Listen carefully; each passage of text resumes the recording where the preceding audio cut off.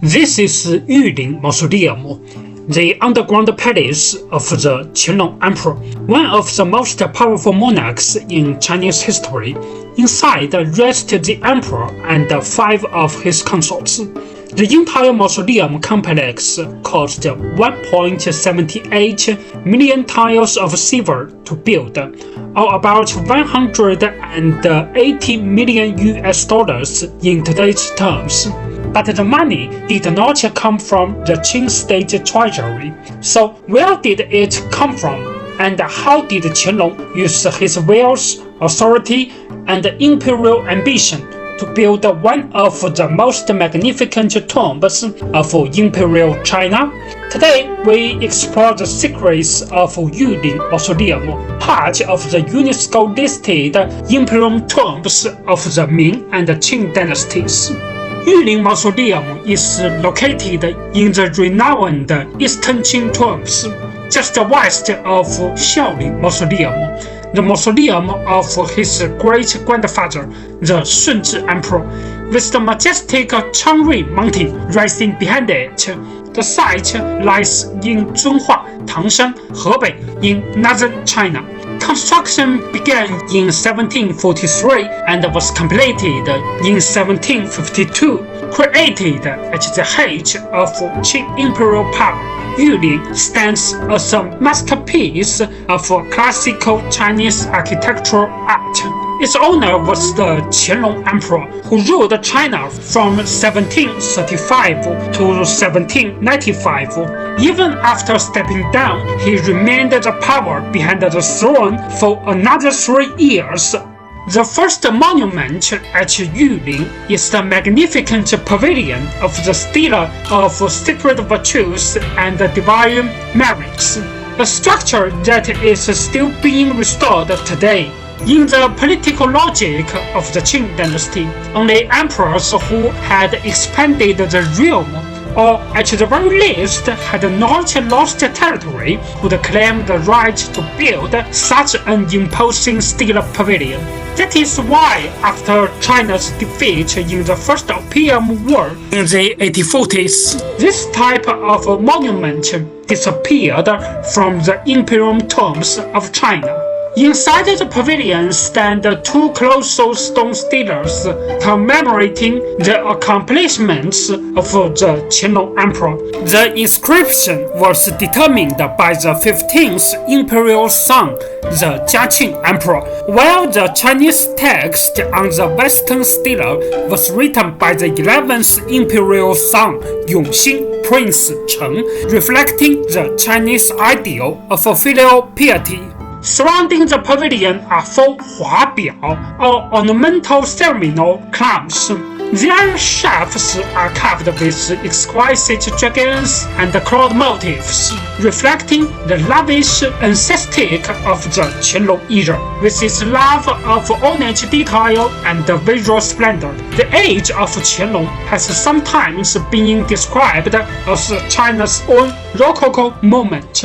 Crowning the Huabiao is a mystical creature in Chinese tradition known as the Wangtianhou. Legend says it could roar like thunder. Its meaning was deeply symbolic.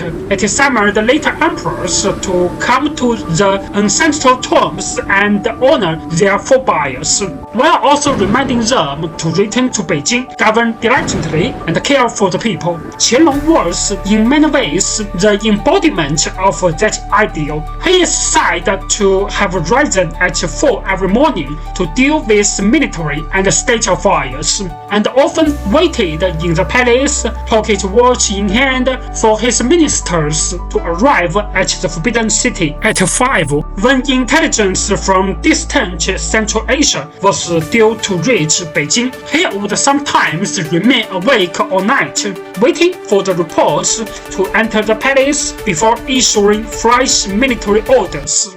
Behind the Stele Pavilion stretches a winding spirit way. In Chinese tradition, the meaning of the term is quite literal. It was a road intended for the coffins and souls of deceased emperors and empresses. This section then leads toward a 5-arc stone bridge. But from above, something becomes immediately clear. The way is curved rather than straight. Why was it designed this way? The explanation lies in Fengshui, the traditional Chinese theory of space, energy, and fortune. A straight road was believed to let harmful energies surge forward directly. A winding way, especially when framed by dense paths and step rises, could deflect those forces, protecting both the imperial dead within in the mausoleum and the generations of their descendants. We now come to the 5-arc stone bridge. The ancestors of the Qing Manchus were the Nuzhens, who ruled northern China in the 12th and 13th centuries. In Nuzhen tradition, flowing water was associated with fortune and prosperity. Grand stone bridges and man-made waterways later become prominent features in the imperial tomb architecture of the Qing, Ming, and Qing dynasties, symbolizing the movement of wealth and auspicious energy. The Nuzhens and Manchus came from northern eastern China, a region famous for its rich natural products, especially ginseng, pearls, and sable fur.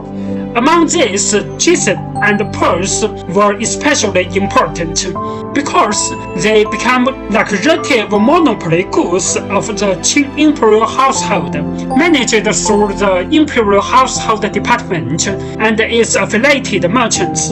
These products were transported into the Chinese heartland and sold for enormous profit. This helps explain why Yuling was not financed by the state treasury, but by the emperor's private household funds. Beyond the 5-arc stone bridge begins the section of the stone guardians lining the spirit way, invoking the imperial escort that had accompanied the emperor in life. Leading the sequence is a pile of Wangtianhou, ceremonial stone columns that mark the beginning of the sacred procession. This architectural form can be traced back more than 1,800 years to the Eastern Han Dynasty. It served as a signal to approaching visitors that the holy retinue of the tomb occupant was about to begin. Its sculptural style may reflect influences from the architectural traditions of ancient Rome and the Near East. Behind the ornamental columns come the lions, emblems of royal power and authority, and yet, despite their imposing role, their carvings reveals a surprising elegance, even a touch of liveliness and charm. It is a style that seems to capture the relative confidence and ease of the empire at the height of the Qianlong age. Next appear the Suanni, legendary beasts in Chinese tradition that look much like lions. Folklore describes them as creatures powerful enough to devour tigers and leopards. Their presence here was meant to project both imperial authority and a sense of spiritual protection. Next comes the camels, animals traditionally associated with endurance, humility, and obedience. For more than 1,800 years, camels have appeared repeatedly in the stone processions of Chinese imperial mausoleums.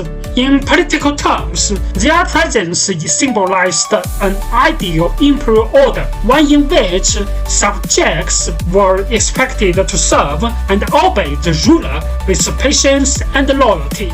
Beyond them stand the elephants, the largest of all the stone figures in the procession. Each rises 3.53 meters high and was carved from a single enormous block of stone. Its craftsmanship both delicate and superb. In traditional Chinese culture, the elephant is a symbol of good fortune and the wish that everything may unfold in peace and prosperity. Then comes Qilin, a mythical beast traditionally associated with benevolence and the moral virtue of the ruler. And in this respect, Qianlong presents an interesting contrast. Also, his political rule could be severe. In matters of livelihood and social welfare, he was, by the standards of Imperial China, often relatively compassionate toward ordinary people.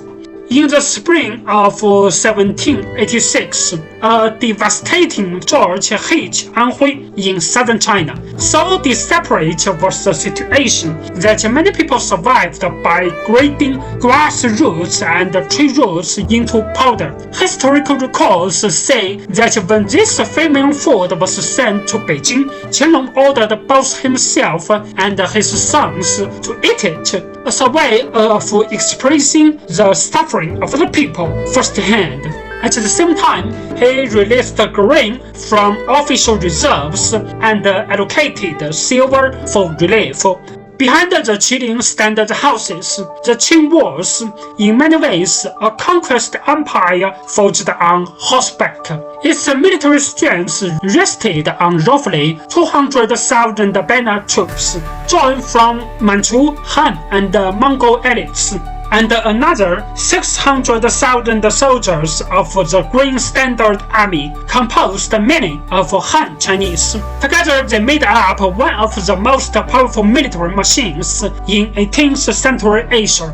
The military officials in stone have vividly captured the image of Qing generals in the Dynasty's middle period.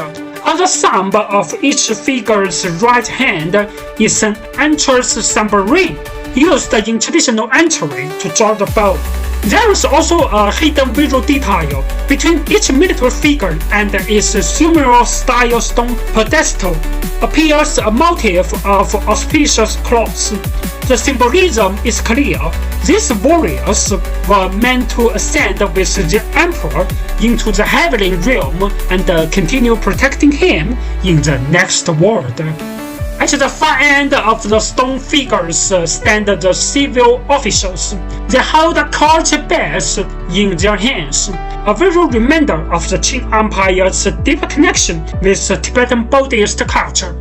At the left side of the waist hangs a terminal saber. The message is revealing. In the Qing dynasty, even civil officials, from governors general ruling vast regions to county magistrates administrating a single county, not only had their own armor, but also wore their own flags. It was a reflection of the Qing Empire's fundamental character as a conquest dynasty founded by military force. And just like the military figures, the feet of these civil officials are surrounded by motifs of auspicious cloths, suggesting that they too were meant to ascend with their ruler and continue attending him in the next world. Beyond the luster of the stone figures rises the dragon and phoenix gate, better known by its popular name, the Flame Archway. Its purpose was clear: to announce to all who approached that they were now entering the ritual and sacrificial heart of the mausoleum. Look closely, and its design becomes even more remarkable. It is composed of 5 gates of the same formal pattern, combined into one structure at different scales. Under the Qing, architects responsible for imperial projects were required to present their models to the throne before construction could begin. In this case, Qianlong himself, bold, inventive, and determined to leave his personal mark, is said to have created this architectural form, and later even had one added to the Yuling Mausoleum of his grandfather, the Kangxi Emperor. Archway structures of this kind were especially common in Beijing, the capital of China. Beijing was not only the political heart of the Qing dynasty, but but also one of the dynasty's most important commercial centers. By the late 18th century, the emperor's inner court controlled nearly 5,000 shopfront properties across the city. Some were used for Pawnshops operated directly by the imperial household, while others were rented out to private merchants. Qianlong later sold off part of these properties, along with some of the Pawnshops run by the emperor's own household establishment. In order to generate liquid capital, that money was then lent to the salt merchants of southern China, allowing the throne to collect both principal and interest. Through such privately managed financial operations, the emperor's household could bring in more than 400,000 taels of silver a year from lending alone. In addition, part of the tax revenue related to foreign trade could flow directly into the emperor's private household treasury. Through trade, lending, and taxation, the Qing Imperial House could earn the equivalent of as much as $200 million a year. With resources on that scale, there is no need to draw on the state treasury to build this Imperial Mausoleum. This differed markedly from the older Chinese pattern in which royal households relied mainly on income from land, and instead shows some similarity to certain early modern European dynasties, which combined landed wealth with commercial activity. It reflects a broader global trend in the expansion of monetary and commodity economies. In the next episode, we will step into the sacrificial prince cage and the burial chambers of Yuling Mausoleum. According to local legend, the Qianlong Emperor displayed his spiritual power on 2 occasions in the 20th century, single-handedly resisting outside attempts to violate this imperial tomb. What exactly happened? Thank you for watching and stay tuned for more.